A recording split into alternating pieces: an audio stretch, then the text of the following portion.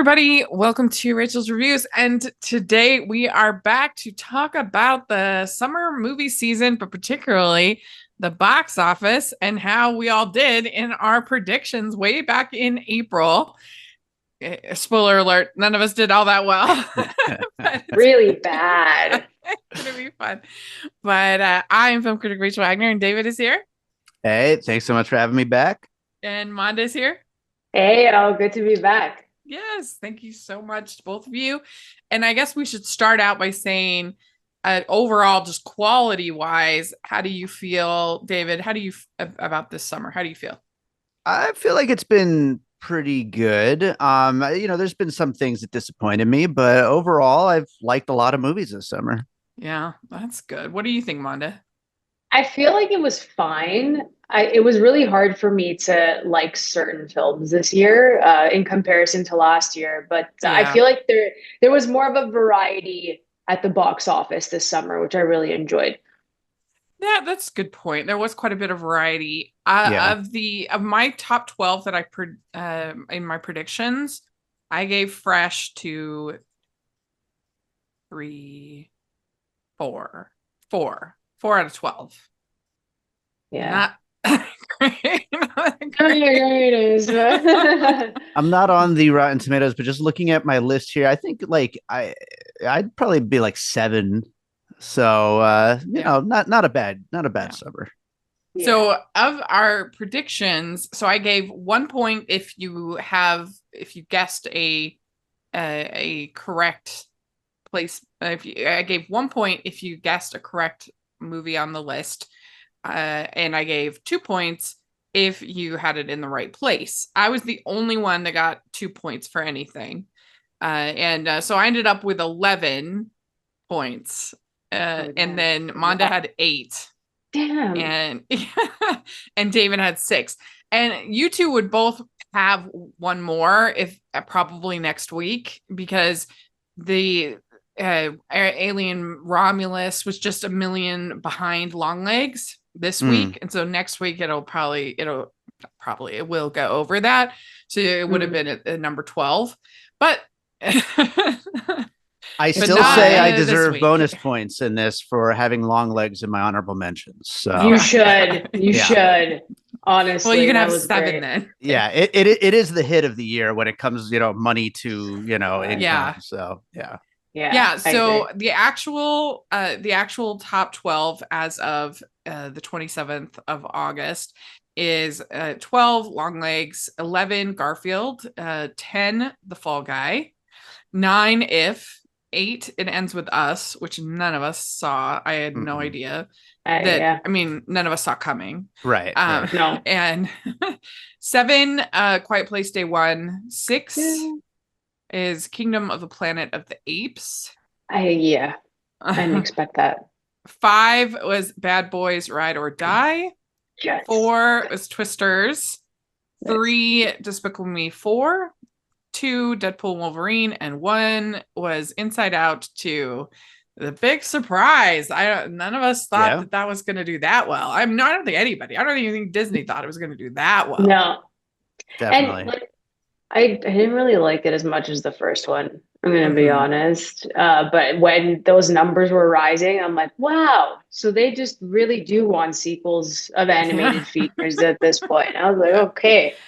I liked it better than I thought I would, but I had low expectations, so maybe that was fair.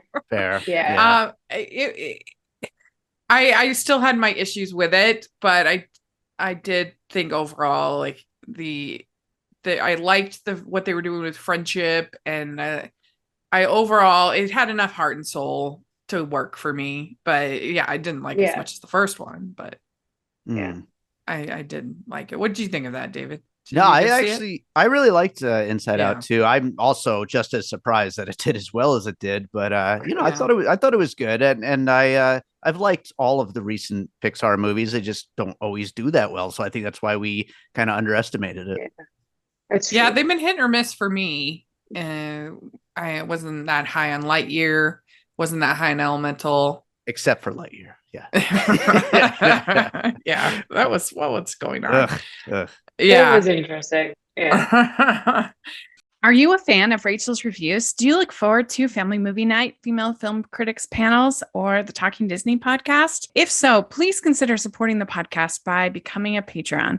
As a patron, you get to access monthly events such as the watch-alongs and Q&As, where you get to talk to stars and find out the behind the scenes of the movie making industry. And you can pick what I review for Family Movie Night or even become a guest on the podcast. Podcasts and YouTube channels are expensive, and I really, really could use your help. I would so appreciate it. You also get to be a member of the Facebook group where we talk about all the films that we're seeing, and we have so much fun. Go to patreon.com/Hallmarkies and select one of the Rachel's fan tiers.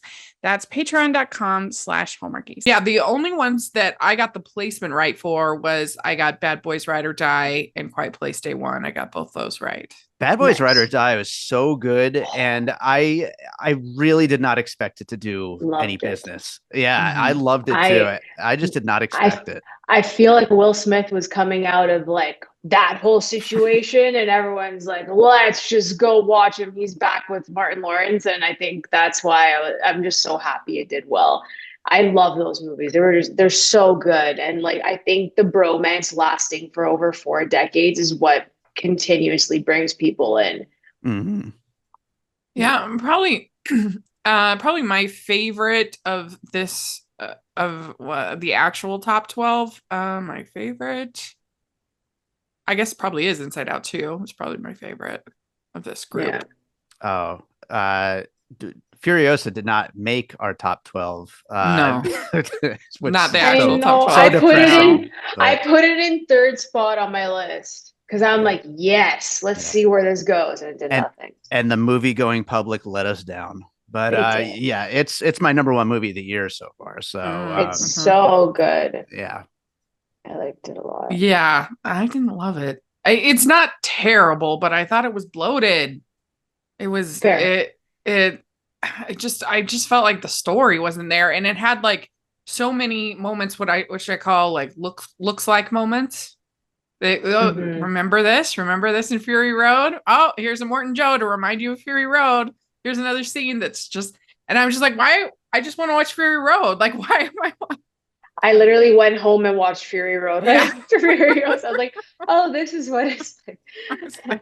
I could debate these points, but we'll leave that for another podcast. We're sorry. Yeah. But yeah, so I'm trying to think if I have anything else to say. Yeah, I think It Ends With Us is probably the biggest surprise of all. I mean, it did extremely well, and it was the queen and king of the box office this season was Ryan Reynolds and Blake Lively. So I know. Which is crazy. They're doing well at the Reynolds Lively household this summer. Yeah, they sure are. Absolutely. And I'm sure they don't pay attention to the internet, so they're not fazed by any of that crap. Yeah. So, yeah. I was shocked when you were reading off the list. Did any of us guess Garfield would end up? No, I did. I had Garfield at 9. I forgot that movie even happened, to be honest. Same. I was like, wait, we got a Garfield movie? Like, what do you mean? Yeah, you mentioned it kind of came and went. Yeah, I did. Did you mention If being in the top 12? Yeah. Really? I remember hearing. Everyone kind of like crapped on it. Mm-hmm. I'm like, yeah, I didn't love it. I was sobbing, like gross sobbing at the end of that movie. Yeah. So. Ryan Reynolds did something great this year. Like it came in at number 9. Which especially because it opened real light, so it did have some likes, which is good. It did. Yeah. Where was Twisters on the list? So Twisters on the actual list was at 4. Okay, yeah, I think that's a pretty surprising success. And I mean, I had it at 7. I loved it. I'm actually going back to see it a second time in 4DX next weekend. It was such a wild ride in 4DX, and I'm glad I'm getting a chance to see it that way again. That movie really surprised me because I wasn't even that big a fan of the original, and I think Glenn Powell is just so much fun in that movie, and it's great, and I'm glad it did as well as it did. Mm-hmm. Yeah, it didn't do well overseas, but domestically it did. And I think you can say Glenn Powell is a star at this point. Oh yeah, big time. I wish they hadn't cut out that kiss. That was so stupid. Ugh. Steven Spielberg, I'm gonna call you. Yeah, what on earth? Why did you do that? Like, they had such great chemistry. Mind you, Glenn Powell can have chemistry with a chair at this point. So like, sure. there's, he's amazing. Yeah. So at 12, the actual the number 12 as of this moment was Long Legs, and David, you had The Crow. I had Fly Me to the Moon, and Manda, you had The Watchers. So we all picked something. Yeah. Well, yeah. So did anybody get to see Long Legs? Oh, I love Long Legs. It's fantastic, and phenomenal. Yeah, that's in my top 10 so far of the year. Same. And yeah, it's so damn good. And I don't think anybody expected it to do as well as it did. Yeah. And it's definitely the kind of movie you expect to, maybe make back its budget if it's lucky. But it's been really the big hit of the summer. What did you think of it, Manda? I was blown away by it, honestly. Like, it's been a long time where the opening of a film just locks me in for the rest of it. And it was just incredible. I think it's on digital this week. It came out. So there's going to be like another surge of people getting to watch it. I loved it. I think Micah Monroe is doing phenomenal work. I thought she was brilliant in that. And then Nicolas Cage, man, like I mean, he's a great actor, but I just didn't think that he had that in him. But wow, just blew me away. Mm-hmm. Absolutely. And it's definitely a not for everyone kind of movie, but the word of mouth has really just taken it on a ride. Exactly. Yeah, I haven't seen it, but I was tempted because I normally don't like murdery horror movies. Usually I like horror movies that are more like supernatural or, something like that. But I was tempted because I just wanted to be a part of the conversation, but I haven't seen it yet. But what about The Watchers? Did anybody get to The Watchers? I saw The Watchers. It's not that good. I do think that she shows promise as a director. And so maybe the next thing she does, if it has a better script, could be worthwhile, but it's, Mm-hmm. Okay. What about Fly Me to the Moon? Did you all get to see that? I heard people like trash it, so I'm like, I'm okay right now. Like, I don't have to watch it as much as I love Channing Tatum. I thought it looked fun, but I did not get a chance to see it. Well, I did see it. I actually did enjoy it. I think it's being marketed incorrectly. Like, it's barely a rom-com. It's got a few scenes. They have a meet cute. They have a few, but it's more along the lines of something like a Hidden Figures, but this is fiction, historical fiction, but it's more along that lines as far as tone and things. But it was okay. It was okay. And then The Crow, I think I'm the only critic in America that actually enjoyed it. Hey, someone's got to. Yeah. Someone has to. I'm not like championing it or anything. It's not great. The script wasn't great. But I thought that they had genuine chemistry, and I was rooting for them as a couple, and I thought it looked nice. Had some fun action scenes that were bloody and enjoyable. I thought it was okay. I still haven't seen like it. This summer, that feels 2024. That feels like a huge win for me. Oh my god! Like, I like something. Okay. Yeah, you've been struggling, Rachel. I get it. Oh, it's been hard. But what do you think of it, David? I haven't seen it yet. Oh, you didn't see it? Yeah, no, there's too many good movies that came out in the last week, and I was like, that's last on the list. But what did you do your live for this? Didn't you have a live recently? Yeah, our most recent one was Alien Romulus, which that was fun. And we've got for anyone listening that happens to be in Las Vegas, we got Beetlejuice on September 5th. It's been a fun summer of live shows for sure. I did like Alien Romulus. I enjoyed it. I thought it was entertaining. So Absolutely. fun. Yeah. Those last 15 minutes though, I lost sleep. With that one. That just scared me. Then I was like, no. I was surprised that it didn't have a better cinema score because it seemed really crowd pleasing to me.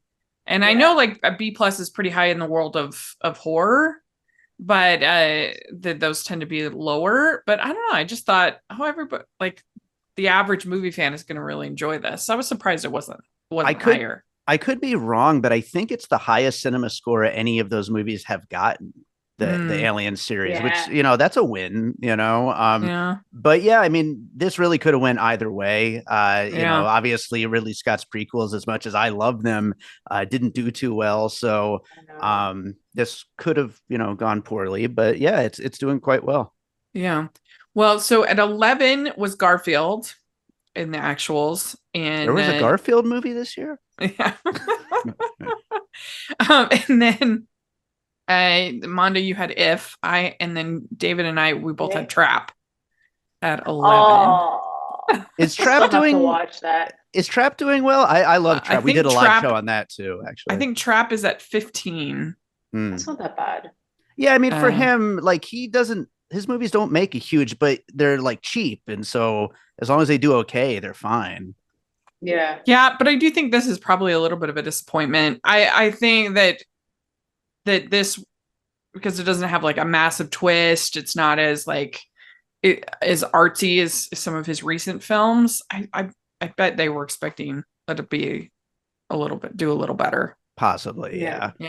But it's good. I liked it a lot. Did you like it? Yeah. Did you like it, Manda? I have to watch it still. It's the one that I've missed in August, and I'm like, I just have to get to the theater. That's it. It wasn't my favorite, but I can see why some people would have fun with it. Okay, then at 10 was The Fall Guy, and I had. I should give myself 2 points for that because I had no. You didn't realize it while you were marking it. I'm sorry. Yeah, I don't think it counts. But I had The Fall Guy at 10, and then Quiet Place. Then Manda had Quiet Place Day 1 at 10, and David, you had Horizon. Didn't quite work out for old Costner, did it? You tried. I still haven't seen A Quiet Place. I need to see that. It's pretty good, I have to admit. It was disappointing. But oh no. But yeah. But did you see Horizon? No. It's a lot of hours to go to the theater for a Western, but I'm happy he made it. So yeah, I haven't followed his whole thing, to be honest, so I can't really. I saw it. It's just like it's one of those movies. I kind of joked that it's like a Western version of Love Actually. Like it has all of these stories, but none of them, I mean, Love Actually is pretty good in that way, but none of these stories could really stand on its own. You wouldn't want to spend an entire movie with any of these stories, but like they combine them together and you're just kind of like, oh no. But it's like well made. I can see why some people enjoy it. But how this got greenlit. I mean, they just had those Yellowstone glasses on and were thinking that anything in that way would work. But you just think, how did anybody think this was going to be a big hit? I don't know. But I am happy that Manda, you are on my side with The Fall Guy. Listen, I'm very surprised that it even placed. Okay. Very surprised. The love of Ryan Gosling went strong. That's all I gotta say, because I don't know. I didn't find it funny, and like we had such a great discussion about it. I just didn't vibe with it whatsoever. So I'm really surprised that it did place where it did. In the box office. It was just how do they have them separated almost the whole movie? I just will never understand that choice. And it was just, to me, the action felt meaningless, meaning it did not do anything to move the narrative along. This plot of finding this actor was so weak, and it was just like a chance for David Leitch to show off. Look how I can direct action. But I don't care if it doesn't mean anything. Like, if it doesn't add anything to the story, it's just kind of like a clip reel. Yeah, I'm 100% with you guys, by the way. I was very disappointed by it. I love the idea of it. Of course, love Ryan Gosling. And what was with all of the hype out of the initial screenings? Everybody acted like it was the funniest, most exciting and romantic movie. And it's like, where was that movie? I was there at South by Southwest at that premiere, and I was the one being like, well, that was disappointing. And so I tried my best. I feel like people were still on a Gosling high from the Oscars, that they were like, this is, I'm like, listen, if you've watched The Nice Guys, there's no way that like anything has been funnier than Ryan Gosling in The Nice Guys. Like, that's my basis of like him being so funny and everything landing. Yeah. He tried way too hard in The Fall Guy that nothing was working whatsoever. Like, the lines were stale. Yeah. I mean, it's hard at those premieres. You really have to put your objective caps on, because you've got Ryan Gosling's actual stunt guy coming down from the bleachers and like coming in, and you've got Emily Blunt there, and you've got, and so it's easy to be like, oh my gosh, this is so good. And that's why a lot of times I will actually leave before the panel if it's something I don't like, because I don't want anything that any of the panelists say to like influence my opinion. That's if fair. I didn't like it, because it can be hard at Sundance or any festival, South by Southwest, when they're like, it took me 12 years and I mortgaged my house twice, then you're like, oh, I'm a horrible person. But I can't give this 2 stars now. Like, you just got to judge the movie. For me, A Quiet Place Day One, I just was very frustrated by it because I don't think it fulfilled its mission of giving us A Quiet Place Day One.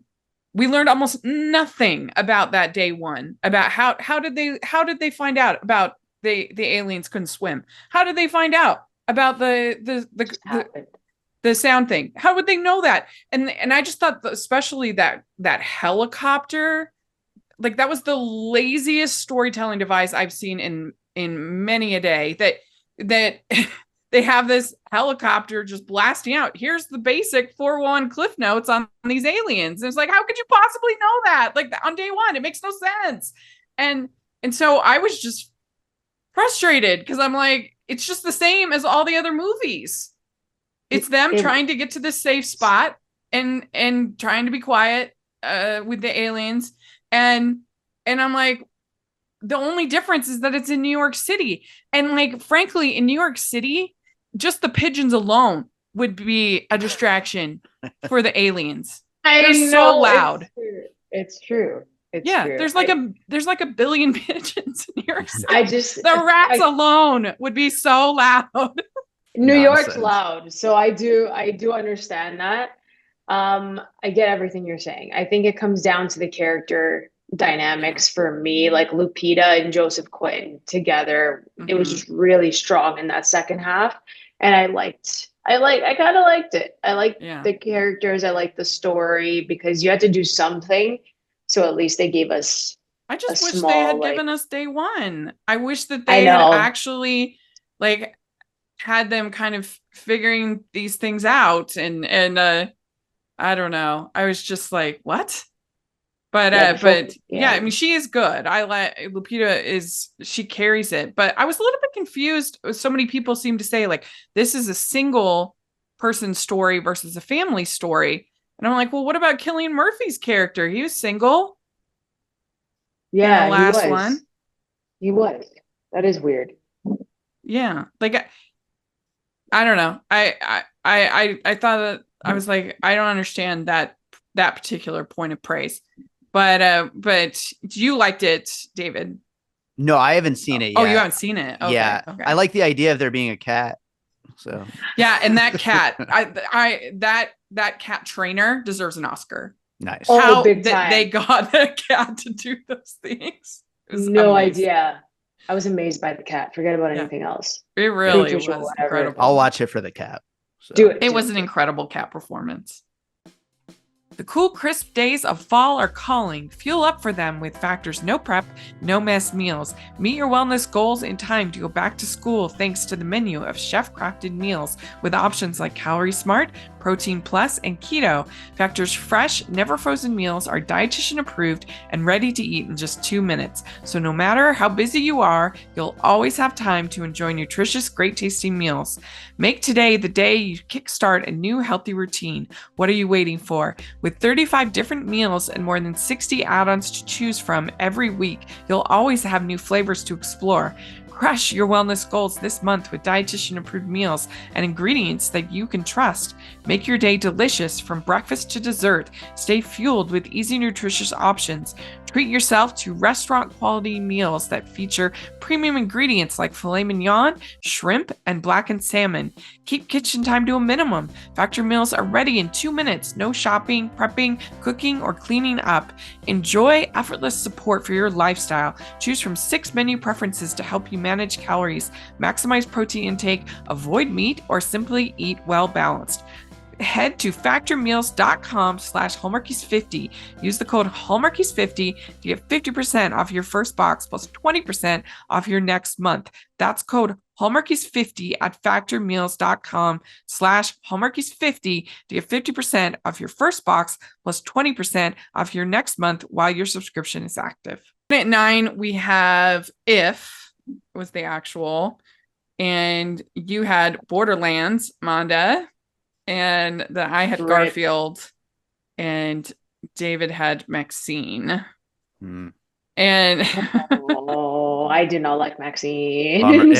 It was a bummer, seriously. We did a live show on that one too, and I really think everybody thought it was going to be just such a big thing for A24, and it was just landed with a thud, honestly.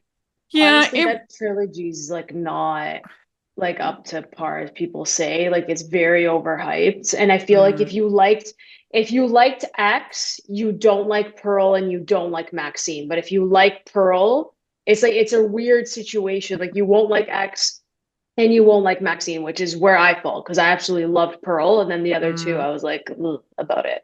I liked it. Okay, it's not great. Like the ending especially is weak.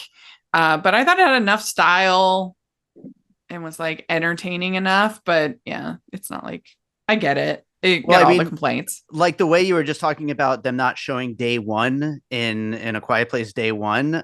This is supposed to be set in the sleazy world of a porn actress. Like, where is the sleaze in this movie? Yeah, there's none of it. True. That's a good point. That's true. I agree. I was ready, like, okay, she's gonna go there. Like she auditioned like once for another role, and then she just like taps into horror films, and it's like, but we have to see that transition. Like we have to see her struggle with that.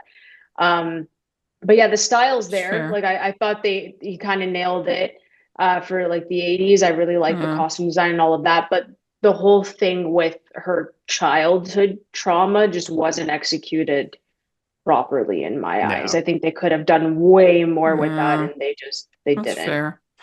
I do think I'm Team Pearl. Me too. Is I think the best by far.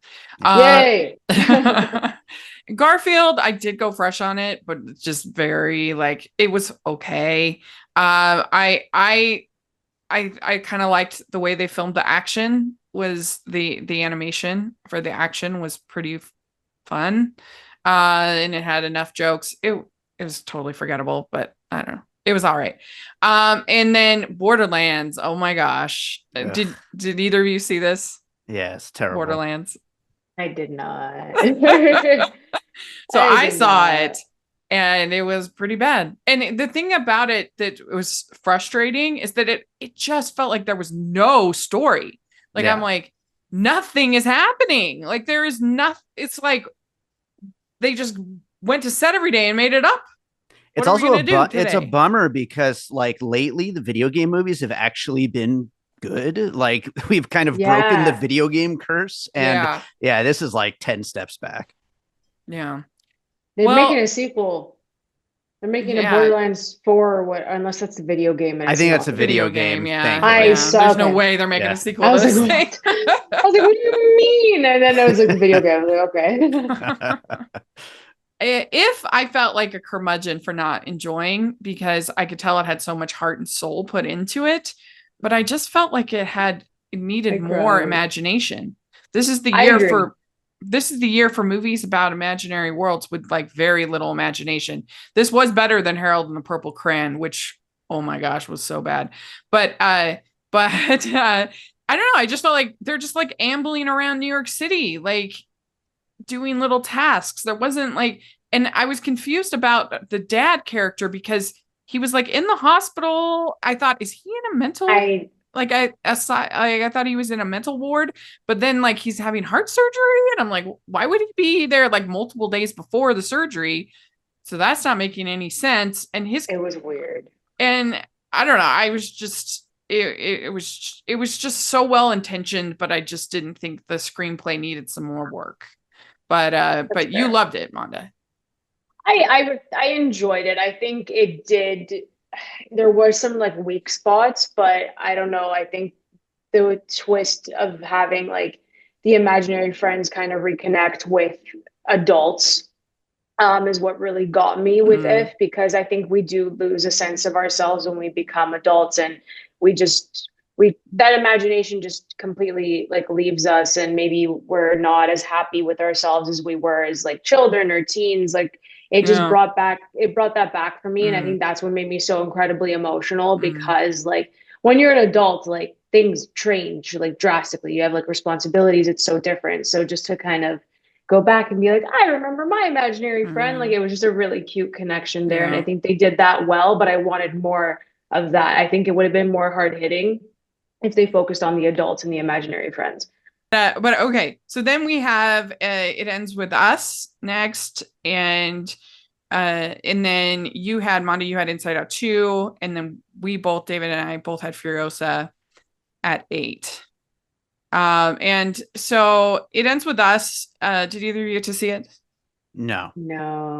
Okay, so I saw it, and it was a hard review to write because I really hated the book. The book is one of those supposedly female empowerment books where all the men are pigs. They're horrible, they're abusive, they're manipulative. And then that's the big thing, is like, this ends with us and I'm stepping away from this abusive thing. So in the movie, they actually made it like more tolerable there's one of the male characters is at least redeemable. There's like some humanity. And I do appreciate that they tried to have her be kind of an unreliable narrator. Like there's scenes, like there's a scene where it seems like, oh, did she just get, it was an accident getting pushed down the stairs. And then you see like the flashback of like, oh no, he pushed her down the stairs. Like, so there's sort of that I thought was an interesting choice for this story. I think they made the best movie that they possibly could with this terrible novel, but and I think fans of the novel, which there are many, would really like it. But I just don't like that narrative, because I think there's lots of good men out there, and I don't think it's helpful to like sing as a single woman. Like I don't find these stories empowering, because it's just depressing, you know. Yeah, I agree with that. Like 100%. I think I was just turned off by the actual story, and then it doesn't look that good. To be honest, like the trailer. She's like the worst florist ever. Like her floral designs in the movie looked like something from The Corpse Bride. They were like so ugly. So there we go. Terrible. We'd like to take a second and thank our sponsor for this episode of the podcast. It's Esther Hatch and her new entry in the Proper Scandal series, A Proper Facade. Get all the swoon-worthy Regency romance you could want with this enticing new story. Nicholas Kendrick, Duke of Harrington, follows the rules of the tone meticulously. When he determines that Mercy Rothschild is the ideal candidate for a wife, he marches dutifully toward her along the courtship path. Desperate to extricate herself from Harrington's advances, Mercy concludes that there is only one course of action. She must push her intended into the arms of another woman. But when Mercy becomes acquainted with the man behind the proper facade, her plans come crashing down as she realizes that stiff and proper Harrington might be the very man she's been waiting for. If only she hadn't been so successful in her plot to thwart her chances with him. Get a proper facade wherever you purchase your books or use the affiliate link below. Go to estherhatch.com to learn more. That's estherhatch.com.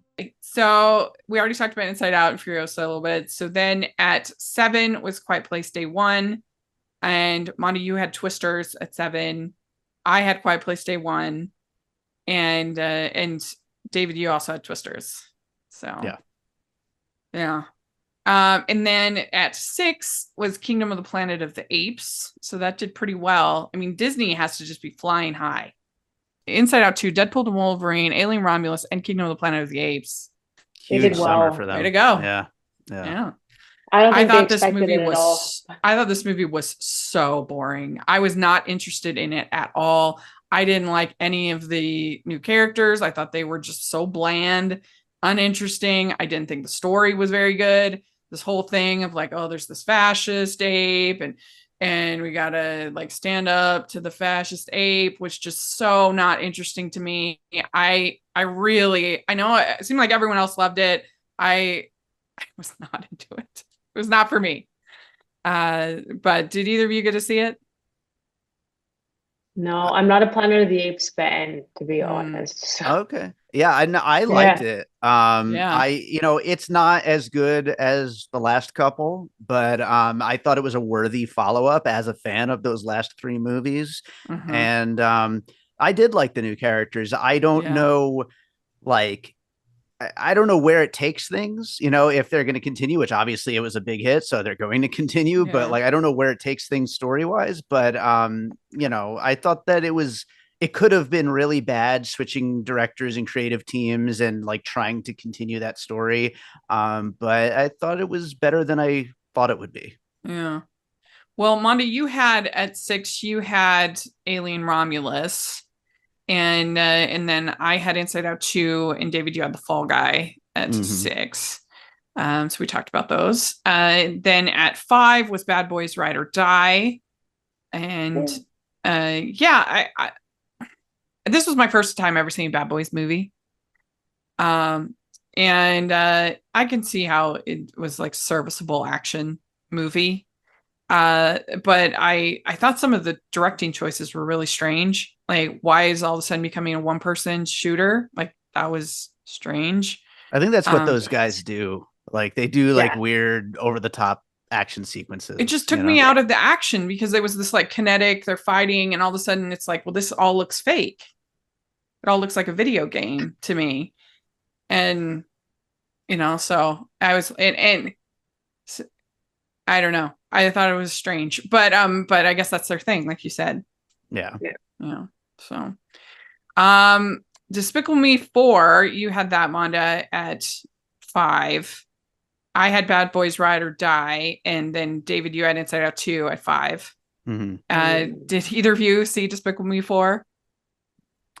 I did not, and I remember because I do trailer episodes at the beginning of every month on Piecing It Together, and we always look back at the previous month as well. And when we got to the month after Despicable Me 4, I was like, wait a minute, was there a Despicable Me 4? Because I did not hear a single thing about this movie, and it obviously made a lot of money, but I did not hear a single person talk about this. It wasn't very good. I really disliked the villain, and they had it was really kind of like 3 different movies all happening at the same time. And there were a couple set pieces that were funny. There were a couple moments that were enjoyable, but it was, in my opinion, not nearly as good as the last Minions film, which I actually think was kind of funny. I enjoyed it.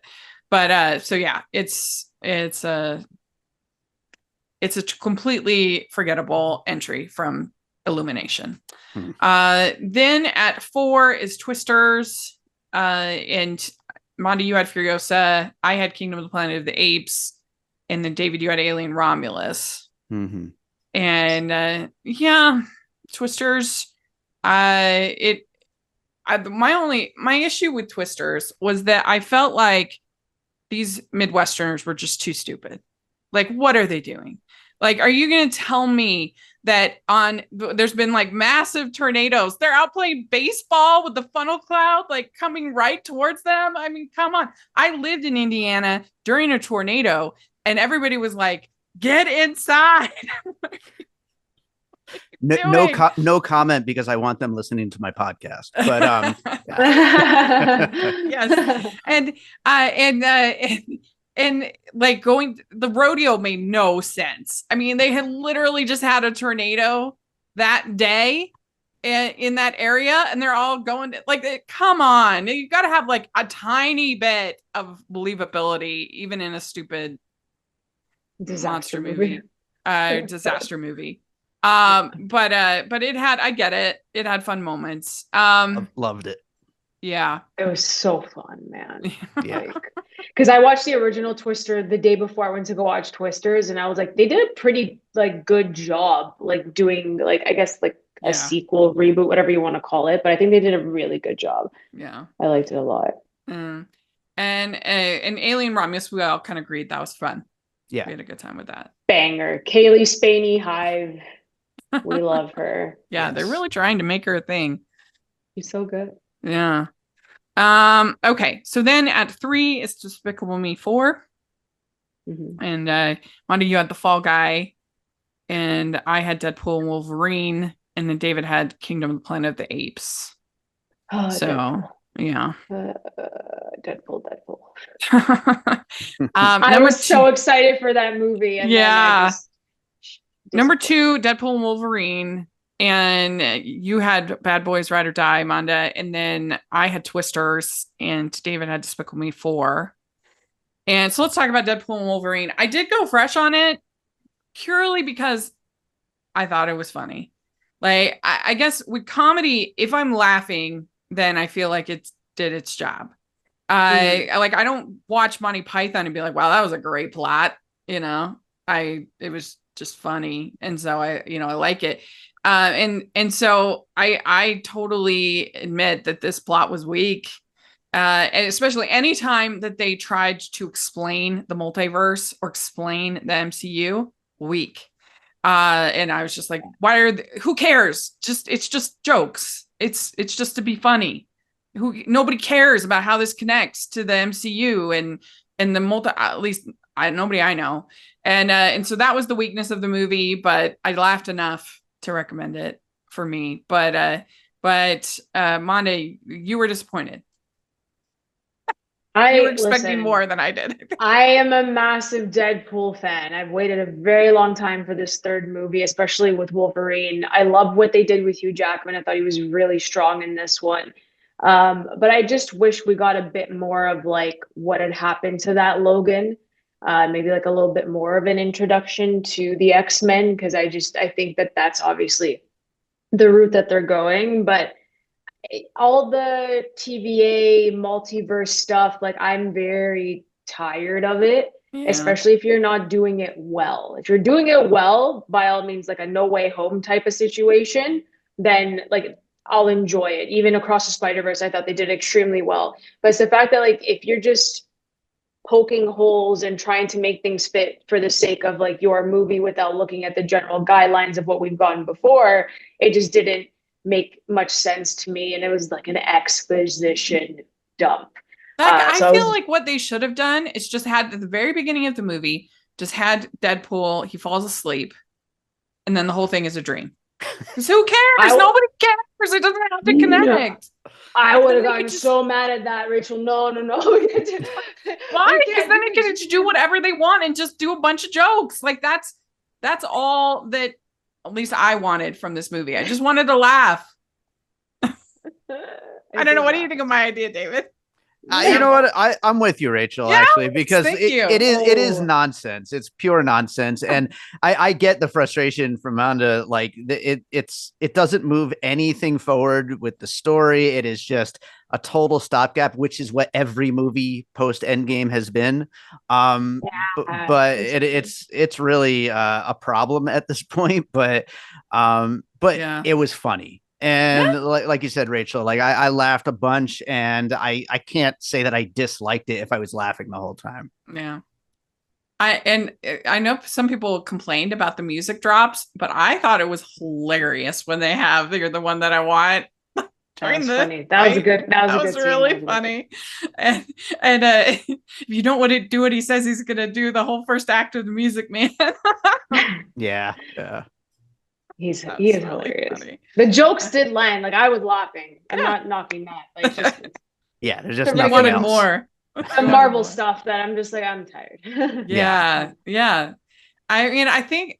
Well, I mean, I say that that I don't think anybody cares, but then like people do care. So I'm like, I don't know. They're in a hard position. Like, what do you do? But I kind of at this point I feel like they should just reset. Yeah. And this whole announcement of Doctor Doom is so stupid. I can't believe it. Oh yeah, absolutely. And by the way, we're all sitting here with our, movie podcast, being film critics and all that stuff and saying this stuff. But if you go on like just a general Facebook movie group, there are people saying like, that was a really good movie. And it's like, there's like a very different point of view from like the general movie going public.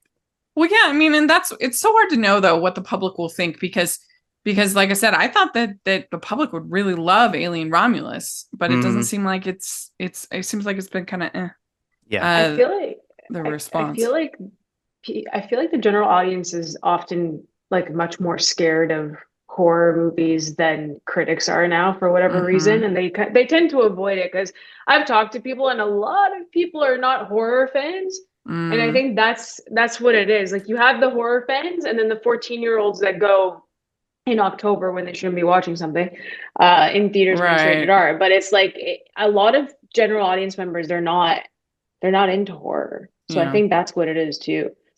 It's certainly, I'm glad that I'm not the one making these decisions because it's so unpredictable. It's so hard to know what people will like. Yeah. It really is. Well, so number one was Inside Out 2. Unbelievable, the performance of this movie that they have had. That domestic, they got over 646 million for this movie domestic, which is really impressive. And you both had Deadpool and Wolverine. I had Despicable Me 4 at 1. And I think that what worked is not only just a love for the previous film, which you can see. I think that's a big reason why, but also I think they were smart. It did tap into so many different demographics. I think it helped this movie because it's about a teenager. It still has a lot of things that is cute and fun for little kids. So you can take like the whole family will enjoy it, and parents will get emotional and have a good time with it as well, and have it's an instructional movie that you want to talk about with your kids and things. And so I think that's a big key to it, is that it just checked off so many boxes. I think also, for better or worse, anxiety is something that like every age group of people are dealing with over the last like few years since, the pandemic. And true. Yeah, so I think that it really just connected. It's like perfect timing. Yeah. So there we go. That was the box office this summer. That was the movie season this summer. And so it was definitely an interesting one. That's for sure. Did you have anything else that you really enjoyed that we didn't talk about this movie season? Did you have anything, David? I'm trying to think. There's been a lot of stuff that I enjoyed that didn't even make it close to any of the, yeah. So I'm trying to think of what I've really liked. I know it's controversial because it's Angel Studios, but I really did love Sound of Hope. This is about this community in South Texas that decides to basically take in all the foster kids. The families decide to take in all the foster kids. And I just thought it was really moving. I really enjoyed it. So there was that. Also, another little animated film that I loved called Chicken for Linda. And this, if you have a Criterion Channel, you can watch it on Criterion Channel. But it is absolutely beautiful and charming. It's a simple story about a little girl that her mom accuses her of taking her ring, and it turns out she didn't. So her mom's a terrible cook. She says, I'm going to make something for you your favorite meal. And so they spend most of the movie going around the city getting all the stuff for chicken and peppers, her favorite meal. It is beautiful. It's charming. Like I said, if you have Criterion Channel, you should watch it. It's really good. So I loved that. I also loved a little movie called Touch, which it was actually set during the pandemic. It's about a man from Iceland who goes to Japan to try to find his lost love. And you see the backstory of how they met in London in working for her father's Japanese restaurant. And so you see the backstory part is great. And then this new part, current part is also really good. And then I'd also recommend Kill.